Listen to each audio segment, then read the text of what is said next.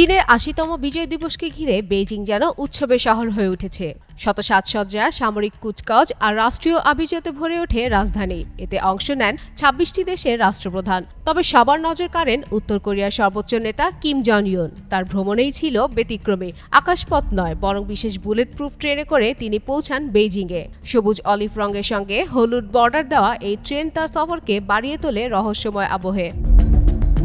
বুধবার চীনের বিজয় দিবসে বিশাল সামরিক কুচকাওয়াজ শেষে কিমের সঙ্গে বৈঠকে বসেন রাশিয়ার প্রেসিডেন্ট ভ্লাদিমির পুতিন। আর এই বৈঠকেই ঘটে এক অবাক করা ঘটনা। এক অদ্ভুত অভ্যাসের দৃশ্য নজর কাড়ে নেটিজেনদের। সামাজিক যোগাযোগ মাধ্যমে ছড়িয়ে পড়া এক ভিডিওতে দেখা যায়, বৈঠক শেষে কিম যেখানে বসেছিলেন সেই চেয়ারের হাতল থেকে শুরু করে টেবিল পর্যন্ত সবকিছুই সাবধানে পরিষ্কার করছেন তার সহযোগীরা। এমনকি তিনি যে গ্লাসে পানি খান সেটিও বিশেষভাবে সরিয়ে নেওয়া হয়। দেখে মনে হচ্ছিল যেন পরিষ্কার পরিচ্ছন্নতার এক অদ্ভুত খেলা চলছে। তবে চীনে গিয়ে কিমের অতি সতর্কতা কেন, তা নিয়ে রয়েছে অনেকেরই কৌতূহল। বিশ্লেষকদের ধারণা, রাশিয়ার নিরাপত্তা বাহিনী বা চীনের নজরদারির আশঙ্কায় উত্তর কোরিয়ার নিরাপত্তা কর্মীরা তাদের নেতার ডিএনএ চিহ্ন মুছে ফেলেছেন।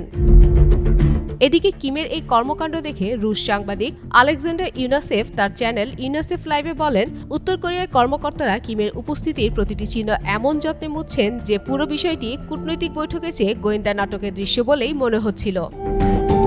তবে কেন এমন সতর্কতা নেওয়া হলো তা নিয়ে এখনো স্পষ্টভাবে মুখ খোলেনি উত্তর কোরিয়া। অনেকেই বলছেন এটি হয় নিরাপত্তার কৌশল, নয়তো নজরদারি এড়ানোর বুদ্ধি।